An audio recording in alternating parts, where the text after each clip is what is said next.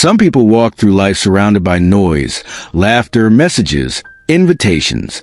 Others move quietly, like shadows in the same spaces, unseen yet fully aware. They aren't antisocial, nor are they broken, but their world feels quieter. They eat alone, walk alone, think alone, not because they always want to, but because that's where life has carried them. It's easy to label loneliness as failure, but behind the curtain of no friends, there are stories. Stories of trust broken, of hearts guarded, of people who learn that peace often costs connection. And sometimes, solitude isn't a cry for help. It's a kind of self-protection that took years to build. This isn't about pity. It's about understanding the psychology of people who walk alone, not out of choice, but from something much deeper. Friendship, for most, feels like a basic human need, a sign of belonging, of being part of the social web that makes life meaningful. But for some, friendship is complicated. It's a landscape filled with emotional landmines, memories of betrayal, judgment, misunderstanding, or just never quite fitting in.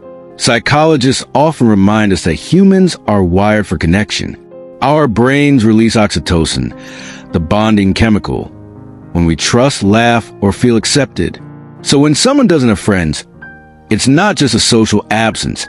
It's an emotional imbalance that shapes how they think, behave, and even view themselves. But here's the thing. Not everyone without friends feels lonely. Some have adapted to the silence, building inner worlds rich with reflection and imagination. Others, however, feel an invisible ache, the kind that deepens with every group photo they're not in, every message they don't receive. This is where psychology meets humanity. Because behind every loner label lies a mix of experiences, emotional, developmental, and sometimes deeply protective. One of the most common reasons some people don't have friends comes down to social fatigue rooted in early experiences. Psychologists call this social withdrawal, a coping mechanism that develops when social interaction feels unsafe or unrewarding. Imagine a child who was often left out. They'd approach a group with curiosity, only to be dismissed, ignored, or laughed at. That child doesn't just grow up learning they're unwanted. They grow up learning that closeness equals pain. And so, as adults, they retreat before rejection can reach them again. They still crave connection, but it's buried under caution. They might appear detached, uninterested, even cold, but that's not who they are. It's who they had to become. Then there's another layer, self-perception. People who spend long stretches without friendship often start internalizing the distance. Thoughts like, maybe I'm too weird, maybe I talk too much, or maybe people just don't like me. This creates what psychologists call learned social helplessness, the belief that no matter what they do, connection won't last. And so, they stop trying, not because they don't care, but because trying and failing again feels worse than solitude. There are also those whose minds are simply wired differently. Introverted or highly introspective individuals often find deep socializing exhausting. They think before they speak. They observe instead of jumping in. And in a world that celebrates loudness and visibility, quiet people are easily overlooked. But there's strength there too, a sensitivity that allows for deep empathy, strong intuition, and creative solitude. Still, even with these qualities, they may struggle to find people who understand them at that level of depth. And then, sometimes it's timing. People grow, move cities, change values, or drift apart. Adulthood, especially, makes friendship harder. There's less time, less vulnerability, and more self-protection. So a person can be emotionally stable, intelligent, and kind, and still find themselves alone. The absence of friends doesn't always mean something is wrong with a person. Sometimes it means they've evolved in ways that outgrew the connections they once had. Sometimes it means they're in between chapters, waiting for the kind of people who match their energy, honesty, and peace. So when we see someone who keeps to themselves, someone who doesn't have friends, who walks the world quietly, it's not always isolation. Sometimes it's a quiet rebuilding. Sometimes it's someone who's learned to listen to their own voice before letting others in again. Because friendship for them isn't just socializing, it's a risk. And until it feels safe, they'll keep choosing solitude over shallow connection. Now, we'll go deeper into what happens inside, the emotional patterns, the self-talk, and the unspoken fears that shape how these people relate to others and how they can begin to trust connection again. But for now, pause. Think of the quiet ones, not with pity, but with understanding. Because sometimes the ones who walk alone aren't lost. They're just still finding people who walk at their pace. Some people don't have friends, not because they can't connect, but because they connect too deeply. They don't know how to do small talk without sincerity. They can't pretend to care about things that don't touch them. They crave the kind of friendship that feels rare, grounded in trust, silence, and honesty. And when that kind of connection doesn't come easily, they'd rather have none at all. Psychologists sometimes refer to this as high relational sensitivity, a tendency to experience social bonds in an intense, almost spiritual way. It's both a gift and a curse. These people feel others' energy so sharply that superficiality drains them. They're not antisocial, they're discerning. They sense when someone's words don't match their energy, and that quiet intuition keeps them guarded. Others, however, carry what's called avoidant attachment, a pattern born from early emotional neglect.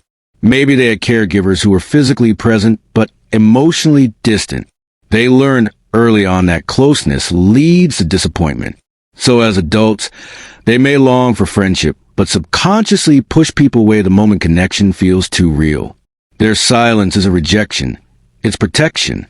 There's also a hidden dimension few talk about, the fear of burdening others. Some people isolate not because they don't need help, but because they don't want to be a problem.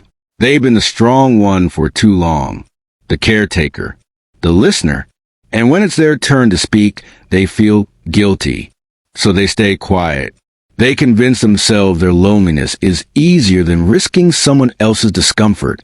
And then there's modern life itself, digital, distracted, and transactional. Many people without friends aren't lonely souls. They're just tired of shallow connections.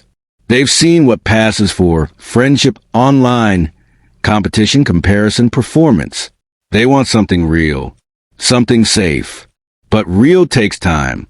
And most people don't slow down long enough to build it. So they step back, not out of bitterness, but clarity. They realize something most never do, that solitude is better than pretending to belong. There's a quiet strength in people who live without friends. It's not the strength of defiance, but of endurance, the ability to sit with their own company and not run from it. While others drown the silence with noise, they've learned to listen to it. But make no mistake, even the strongest still ache for connection. It's human. It's the pulse beneath our independence. Because beneath every wall of self-reliance is a simple, tender truth. We all want to be seen. We all want to be remembered by someone. People without friends often carry a paradox. They crave closeness, but fear exposure. They want someone to understand them, yet the thought of being misunderstood again feels unbearable. So they live between two instincts, reach out and stay safe. This tension shapes their days, the messages they almost send, the invitations they quietly decline, the words they never say out loud. And yet, within that tension, something beautiful can grow. Self-awareness, depth, resilience. Because when you spent years walking alone, you learn what truly matters in human connection. You learn the difference between attention and understanding, between noise and presence, between company and comfort. People who've known solitude often become the most loyal friends once they find safety again. They value presence like air. They notice things others miss. And when they finally open their hearts, they don't halfway love. They love with everything they were once afraid to show. If you're one of those people, the quiet ones, the distant ones, the ones who've forgotten what friendship even feels like, this isn't your ending. It's just the pause before your circle begins. Maybe the world hasn't met your kind of loyalty yet. Maybe the right people are still growing into the version of themselves that can meet you where you are. Until then, don't rush to fill the silence. Let it shape you. Let it teach you that you were never unworthy of friendship. only waiting for something real enough to keep. Because one day, someone will sit beside you and feel safe in your silence. They'll see the kindness you carry beneath the calm. They'll understand the years it took for you to trust again. And in that moment, every lonely day will make sense.